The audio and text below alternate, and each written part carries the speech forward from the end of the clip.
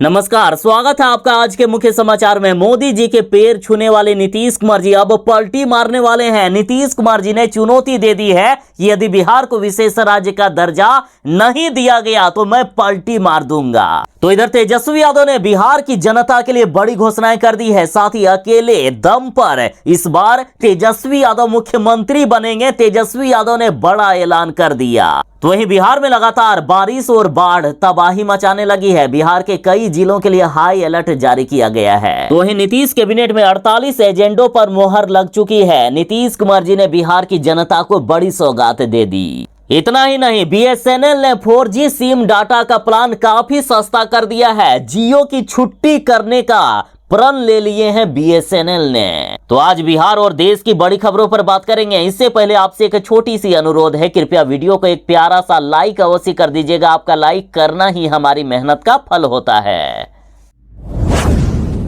अब आखिर बीजेपी वाले क्या करेंगे? नीतीश कुमार जी को बीजेपी ने कमजोर समझ लिया था और सोचा था कि नीतीश कुमार जी चाहे लाख मांग कर ले विशेष राज्य का दर्जा या बिहार को विशेष पैकेज के लिए हम नहीं मानेंगे। लेकिन आखिरकार नीतीश कुमार जी ने बिहार को विशेष राज्य का दर्जा देने की मांग अब तेज कर दी है। देखिए, 23 जुलाई को बजट पेश हो रहा है केंद्र सरकार के द्वारा। तो इससे पहले नीतीश कुमार जी ने मोदी जी का टेंशन बढ़ा दिया है। एक तरफ जहां चंद्रबाबू नायडू नाराज हैं, यहां तक खबर आ रही थी कि बीजेपी वाले बिना चंद्रबाबू नायडू की पार्टी TDP के ही सरकार बनाए रखेंगे। लेकिन अब तो नीतीश कुमार भी नाराज हो गए और यदि चंद्रबाबू नायडू और नीतीश कुमार जी दोनों ही पलटी मार गए तो NDA सरकार धड़ाम से गिर जाएगी। और ये बात अच्छी तरीके से मोदी जी जानते हैं, क्योंकि नीतीश कुमार जी ने कई बार NDA सरकार को गिराकर महागठबंधन की सरकार बनाने का काम भी किया है। देखिए, 23 जुलाई को वित्त मंत्री निर्मला सीतारमण संसद में मोदी सरकार के तीसरे कार्यकाल का बजट पेश करेंगे और मुख्यमंत्री नीतीश कुमार जी चाहते हैं कि उस दिन बिहार के लिए स्पेशल पैकेज या स्पेशल स्टेटस की भी घोषणा हो जाए। और यदि 23 जुलाई को यह घोषणा नहीं हुई तो नीतीश कुमार जी पलटी मार देंगे। बड़ी घोषणा हो गई है, बड़ी संकेत दे दिए गए अब तक के। नीतीश कुमार जी ने बीजेपी के सामने एक डेडलाइन दे दी है कि यदि 23 जुलाई तक बिहार को विशेष राज्य का दर्जा नहीं मिलता है तो भूल जाइए अपनी सरकार, मैं इंडिया गठबंधन के साथ मिलकर सरकार बना लूंगा। नीतीश कैबिनेट की बैठक खत्म हो चुकी है। नीतीश कैबिनेट की बैठक में 48 एजेंडों पर मुहर लगी है। साथ ही महंगाई भत्ता 9% तक बढ़ा दिया गया। तो वहीं अभी बारिश का सीजन है और बारिश के सीजन में लगातार मैनहोल जाम हो जाते हैं। मैनहोल की मरम्मत या उसकी सफाई लगातार करनी पड़ती है, जिससे कई मजदूरों की कई बार तो मौत भी हो जाती है या उनके साथ कोई दुर्घटना भी हो जाती है। इसलिए नीतीश कैबिनेट में फैसला किया गया कि मैनहोल में काम करने वालों को यदि कुछ भी होता है तो सरकार मुआवजा देगी। तो वहीं बिहार परिवहन विभाग 400 नई बसों को खरीदेगा जो राज्य के विभिन्न जिलों में दौड़ेगी। और बात कर रहे थे मैनहोल के बारे में, तो देखिए, मैनहोल में काम करने के दौरान यदि किसी मजदूर की मौत हो जाती है तो सरकार 30 लाख रुपए तक का मुआवजा देगा। साथ ही यदि विकलांगता या कोई अन्य समस्या आती है तो उसमें भी 5 से 10 लाख रुपया तक मिलेगा। साथ ही बिहार के लगभग सभी जिलों में ई-रिक्शा स्टैंड बनाने पर भी मुहर लग चुकी है। साथ ही नीतीश कैबिनेट में फैसला हुआ कि पटना के अलावा अब बिहार के 4 अन्य शहरों में भी दौड़ेगी मेट्रो ट्रेन। उत्तर बिहार में बाढ़ ने तबाही मचाकर रख दी है। मुख्यमंत्री नीतीश कुमार जी खुद चिंतित हैं। नीतीश कुमार जी की रातों की नींद उड़ चुकी है। नीतीश कुमार जी खुद हेलीकॉप्टर से जा जाकर देख रहे हैं कि किस तरह से बिहार के जिलों में तबाही मची हुई है। साथ ही हर साल की तरह इस बार भी नदियों में जो बांध बनाए गए हैं पानी को रोकने के लिए, वो टूट जाने से किसानों के फसलें बर्बाद हो जाती है। लोगों के घरों में बाढ़ का पानी आ जाने से घर द्वार सब कुछ डूब जाता है। इसलिए नीतीश कुमार जी इस बार हेल्पलाइन नंबर जारी कर दिए हैं। मुख्यमंत्री नीतीश कुमार जी ने कहा है कि यदि कहीं भी बांध कट रहा है या बांध कटने की संभावना दिखे तो तुरंत ही हेल्पलाइन नंबर पर संपर्क करें। तुरंत अधिकारी जाएंगे, इंजीनियर जाएंगे और वहां बांध की मरम्मत करेंगे। देखिए, बिहार सरकार ने जितना अंदाजा लगाया था उससे कई गुना ज्यादा नेपाल में बारिश हो रही है और नेपाल के द्वारा लगातार बिहार में पानी छोड़ा जा रहा है। सरकार ने यहां तक कहा है कि 2004 के बाद जितने भी रिकॉर्ड थे सारे रिकॉर्ड टूट चुके हैं और अभी 1 महीना तक लगातार नेपाल में बारिश होने वाली है। ये भी खतरनाक खबर है और इसलिए मुख्यमंत्री नीतीश कुमार जी ने हेल्पलाइन नंबर जारी कर दिया है। जरा नंबर को नोट कर लीजिएगा। नंबर है 18003456 बिल्कुल ही टोल फ्री नंबर है। पैसा नहीं लगेगा कॉल करने के लिए। यदि कहीं भी बांध टूट रहा है या बांध टूटने की संभावना दिखे तो तुरंत ही इस नंबर पर सूचना दें। बिहार की लगभग सभी नदियां उफान पर है। कोसी, गंडक, बागमती सहित अब तो गंगा भी खतरे के निशान से ऊपर बह रही है। लगातार हो रही बारिश से नदियों के जलस्तर और भी ज्यादा बढ़ रहे हैं और तटबंधों पर पानी का दबाव बढ़ता जा रहा है। निचले इलाकों में बाढ़ का पानी तेजी से फैल रहा है और राज्य के कई जिलों में बाढ़ जैसे हालात उत्पन्न हो गए हैं। ऐसे में लगातार बांध और तटबंध टूटने की खबर सामने आ रही है, इसलिए हेल्पलाइन नंबर नोट करके रखें।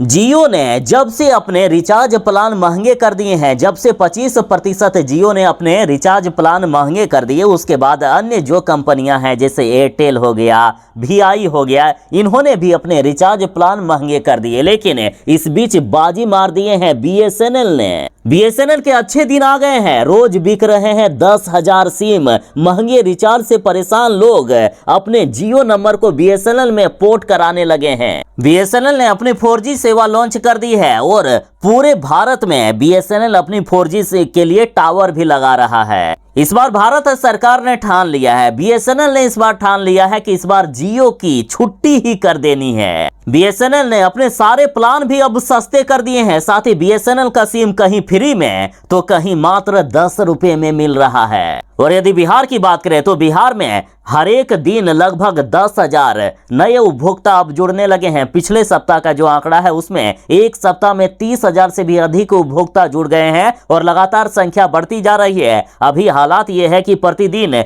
10 से 12,000 सिर्फ बिहार में नए उपभोक्ता जुड़ने लगे हैं। तो वहीं पूरे देश की बात करें तो लाखों उपभोक्ता जियो को छोड़कर अब बीएसएनएल को अपना रहे हैं।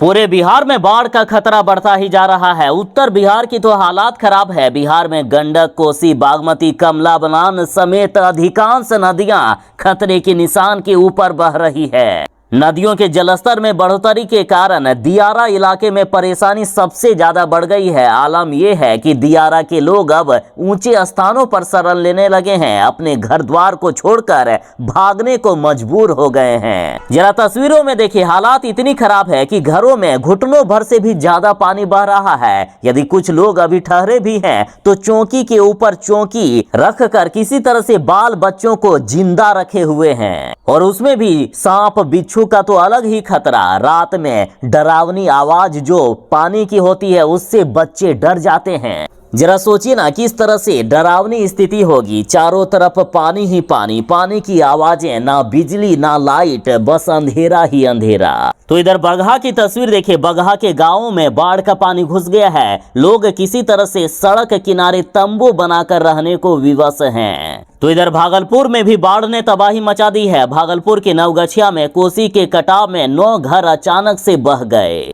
गोपालगंज के कई गांवों के लोग पलायन करने को मजबूर हैं। जरा तस्वीरों में देखिए, लोग अपने जरूरी सामान को लेकर ऊंचे स्थानों पर जाने को मजबूर हो गए हैं। तो इधर सीतामढ़ी में भी बाढ़ ने तबाही मचा कर रख दी है। सीतामढ़ी के कई गांव जलमग्न हो चुके हैं। सीतामढ़ी के सिरखंडी गांव में बाढ़ का पानी घुस चुका है। मुख्य सड़कें और घरों में पानी भर गया है। लोग पलायन को मजबूर हो रहे हैं। तो इधर नालंदा के भी कई इलाकों में पानी भर गया है। यहाँ भी पलायन की लगातार तस्वीरें सामने आ रही है। आरा में सुबह से ही बारिश हो रही है जिससे सड़कों पर भारी मात्रा में पानी जमा हो गया है। और जिस तरह से हर दिन बिहार में पुल टूट रहे हैं, जिस तरह से बांध टूट रहे हैं, उससे परेशानी और भी ज्यादा बढ़ गई है। सरकार ने इस साल भी अपनी नाकामी दिखा दी है। बिहार में इस बार भी भारी मात्रा में भ्रष्टाचार हुआ जिसका खामियाजा आज जनता को भुगतना पड़ रहा है। मोदी सरकार से ना तो किसान खुश हैं, ना ही युवा खुश हैं और ना ही आम जनता। इसलिए इस बार मोदी सरकार पूर्ण बहुमत की सरकार नहीं बना पाई और मोदी जी अब इसे अच्छी तरीके से जानते हैं कि इसे ठीक कैसे करना है, किस तरह से किसानों को खुश करना है, जनता को किस तरह से खुश करना है। इसलिए इस बार मोदी सरकार किसानों के लिए बड़ी खुशखबरी ला रहे हैं। दाल और तिलहन में 100% एमएसपी देने पर हो रही है तैयारी। मोदी सरकार इस बार दलहन और तिलहन की 100% सीधी खरीद के जरिए या मूल्य में अंतर चुकाकर एमएसपी पक्का करेगी। और इधर शिवराज सिंह चौहान ने तो ऐलान भी कर दिया है कि हमारी सरकार का संकल्प है कि सभी राज्यों से अरहर, उड़द और मसूर की 100% खरीद एमएसपी पर ही किया जाए। पूर्व अग्निवीरों के लिए सरकार ने बड़ा फैसला लिया है। बीएसएफ और सीआईएसएफ भर्तियों में मिलेगा 10% का आरक्षण। इसके अलावा उन्हें शारीरिक मानदंड में भी छूट दी जाएगी। केंद्रीय रक्षा मंत्रालय ने यह बड़ा फैसला ले लिया है। कहा गया कि शारीरिक मानदंड और आयु सीमा में भी छूट मिलेगी। देखिए, पहले वर्ष में भर्ती के दौरान अग्निवीरों को आयु में 5 वर्ष तक की छूट दी जाएगी। इसके बाद अगले वर्ष की भर्ती के दौरान आयु में 3 वर्ष तक की छूट मिलेगी। बिहार में धीरे धीरे नीतीश कुमार जी का इकबाल खत्म होता हुआ दिख रहा है, तो वहीं तेजस्वी यादव की लोकप्रियता दिन प्रतिदिन बढ़ती ही जा रही है। और अब देखिए, नीतीश कुमार जी जनता दरबार लगाते हैं और बिहार की जनता की समस्याओं का समाधान करते हैं। लेकिन बिहार की जनता भी अब समझ चुकी है कि नीतीश कुमार जी किसी भी समस्या का समाधान करने के लायक ही नहीं है। नीतीश कुमार जी इतने लाचार हो गए हैं कि खुद अपना काम करवाने के लिए कभी अधिकारियों के सामने हाथ जोड़ने लगते हैं, तो कभी इंजीनियर के पैर पकड़ने लगते हैं। तो वो हमारा काम आखिर कहां से करेंगे। और अब देखिए, नीतीश कुमार जी के जनता दरबार में जनता ही नहीं है, सारी की सारी कुर्सियां खाली की खाली रह गई। और सुनिए, सारे मंत्री भी नहीं पहुंचे, एक मंत्री भी गायब दिखे। इनको भी लग गया है कि नीतीश कुमार जी में अब ज्यादा पावर बचा ही नहीं है। वैसे भी 38 सीटों वाले मुख्यमंत्री आखिर हमारा क्या कर लेंगे। और नीतीश कुमार जी चाहते हैं कि कुछ ही महीनों में बिहार विधानसभा का चुनाव करवा दी जाए, क्योंकि इस बार के लोकसभा चुनाव में नीतीश कुमार जी ने अच्छा प्रदर्शन किया है। नीतीश कुमार जी जानते हैं कि यदि अभी चुनाव हो गया तो थोड़ी सी हमारी लाज बच सकती है, लेकिन यदि चुनाव में देरी हुआ तो जो इस बार 38 सीट लाए हैं वो भी इस बार ला पाएंगे कि नहीं, वो भी कंफर्म नहीं है। तो वहीं तेजस्वी यादव की जिस तरह से बिहार में लोकप्रियता बढ़ी है, तेजस्वी यादव ने जिस तरह से मात्र 17 महीनों में 5 लाख से भी ज्यादा सरकारी नौकरियां दे दी, उससे Tejashwi Yadav full confidence mode में नजर आ रहे हैं। तेजस्वी यादव ने तो घोषणा भी कर दी है कि इस बार राजद पूर्ण बहुमत की सरकार बनाएगा। बिहार में लगातार बारिश हो रही है। आज भी मौसम विभाग ने बिहार के लगभग सभी जिलों में भारी बारिश का अलर्ट जारी किया है। साथ ही बिहार में बारिश के साथ आसमान से मौत बरस रही है। बीते 24 घंटों में 25 से भी ज्यादा लोगों की दर्दनाक मौत हो गई है। तो वहीं कई लोग वज्रपात के कारण झुलस भी गए हैं। तो वहीं आरा के एक सरकारी स्कूल में वज्रपात से 18 छात्राएं बुरी तरीके से झुलस गई। तो इधर मुख्यमंत्री नीतीश कुमार जी ने इस घटना को लेकर दुख जताया और मृतकों के परिजनों के प्रति अपनी संवेदना जताई है। साथ ही मृतकों के परिजनों को 4-4 लाख रुपए की अनुदान की राशि देने का ऐलान किया। बता दें कि बारिश के दौरान वज्रपात की चपेट में आने से मधुबनी में 5 लोगों की मौत हो गई, औरंगाबाद में 4, सुपौल में 3, नालंदा में 3, पटना में 2, लखीसराय में 2, जमुई में 1, सासाराम, गोपालगंज, बेगूसराय, पूर्णिया और समस्तीपुर में 1-1 लोगों की मौत हुई है, जबकि लगभग 30 लोग बुरी तरीके से झुलस गए हैं। मौसम विभाग ने आज से लेकर अगले 1 सप्ताह तक पूरे बिहार में भारी वज्रपात का अलर्ट जारी किया है और साथ ही जरूरी गाइडलाइन भी जारी की है। गाइडलाइन का पालन करें यदि जान बचानी है तो।